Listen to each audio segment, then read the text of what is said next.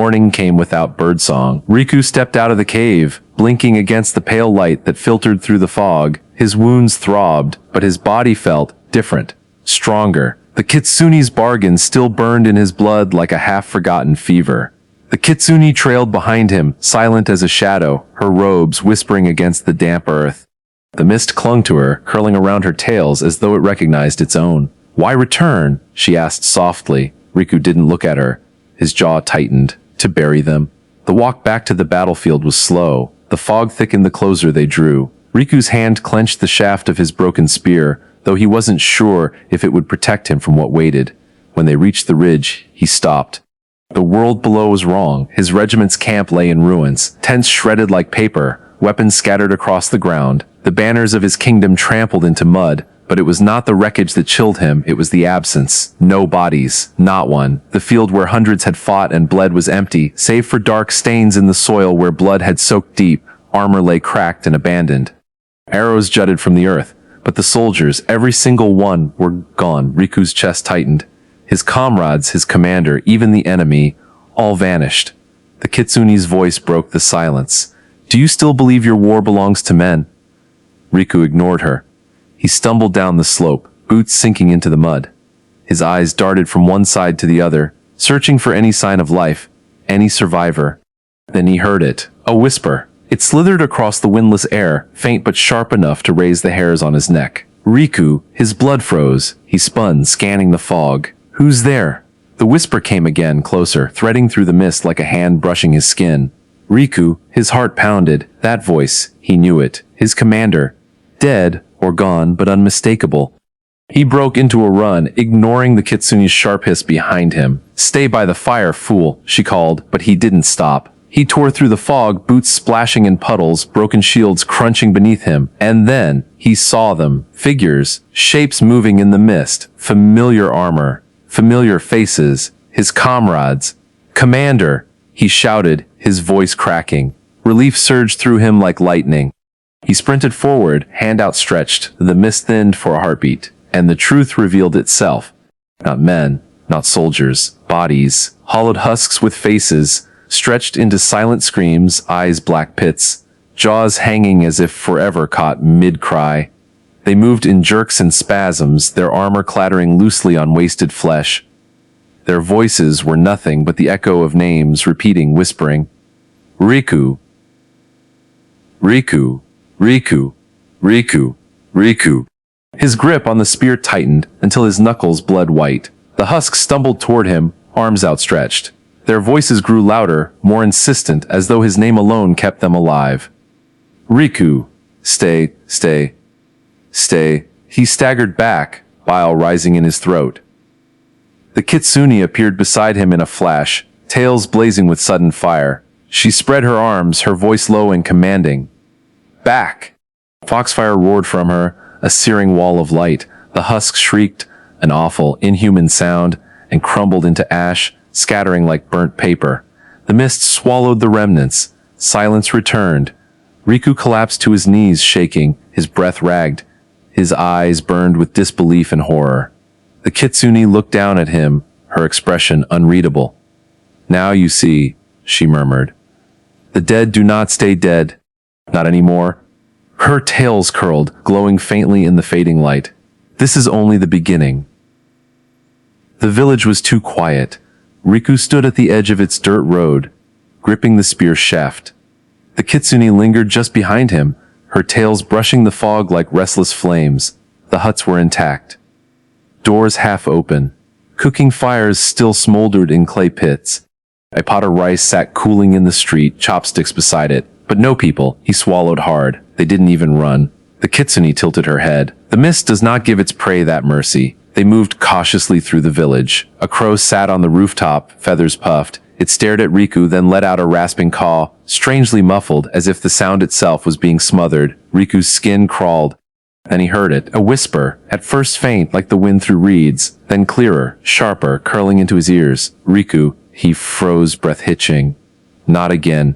But this time, it was his mother's voice. His throat tightened. She had died years ago, yet the sound of her, gentle and warm, filled the air around him.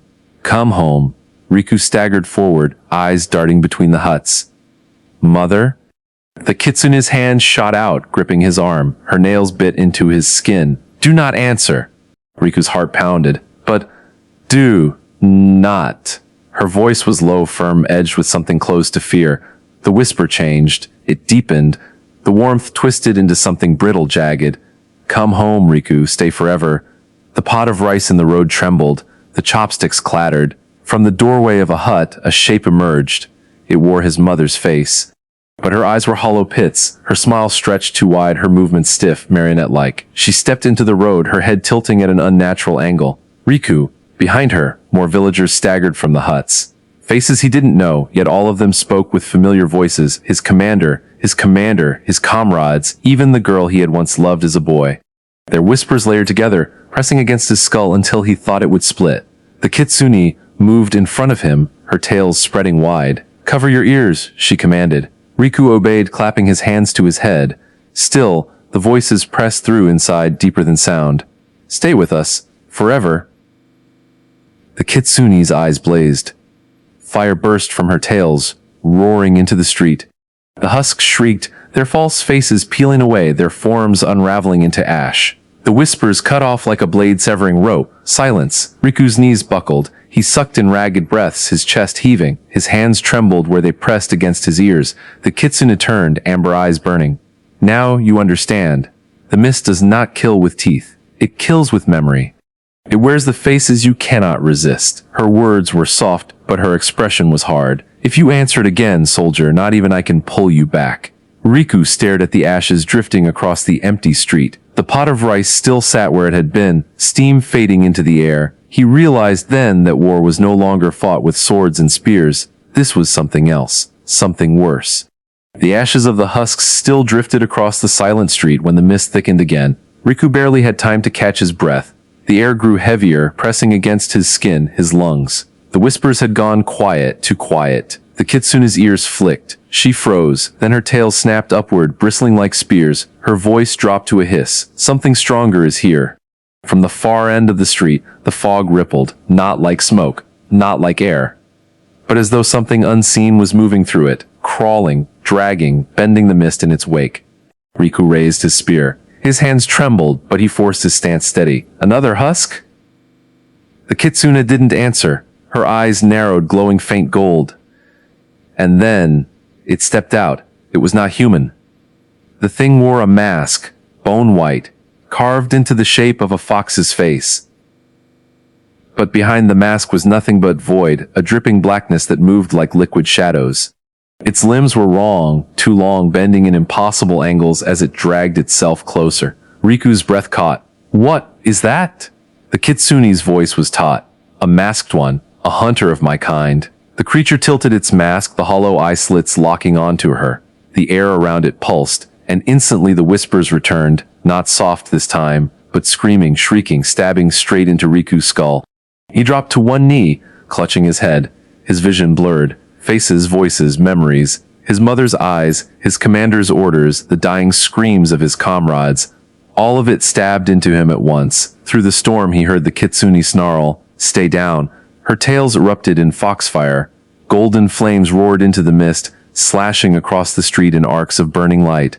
The masked one staggered back, its shadow body sizzling and splitting under the fire. For the first time, it screamed, but the flames dimmed almost instantly. The kitsune staggered, her breathing ragged. Sweat dripped down her brow. One of her tails flickered weakly, its flame guttering. Riku forced his head up, dazed. "You're weakening?" Her eyes blazed toward him. "Fire burns fast, soldier. If I unleash too much, I vanish." The masked one lunged, faster than any human, its limbs elongated, slamming into the ground as it tried to encircle her.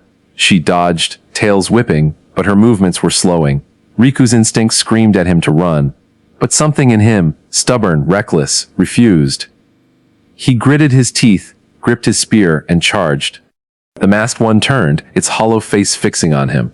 The whispers tore at his skull again, but he roared through them, thrusting his spear into its shadowed body. The wood cracked, splintered, but the blade sank deep. The masked one shrieked, its mask snapping toward him, void hands reaching for his throat. Riku's vision tunneled, his strength began to drain as if the thing were drinking his very life. And then, Fire.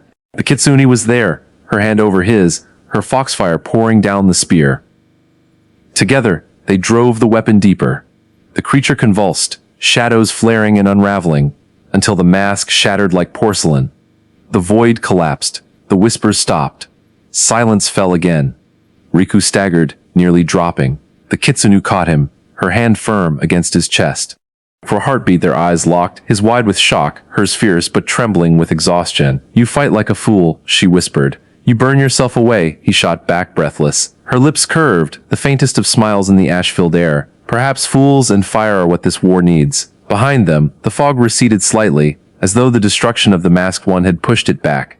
But not for long. The shadows would come again. Riku tightened his grip on the broken spear. For the first time, he felt not just fear, but resolve. The war was no longer only hers, it was theirs.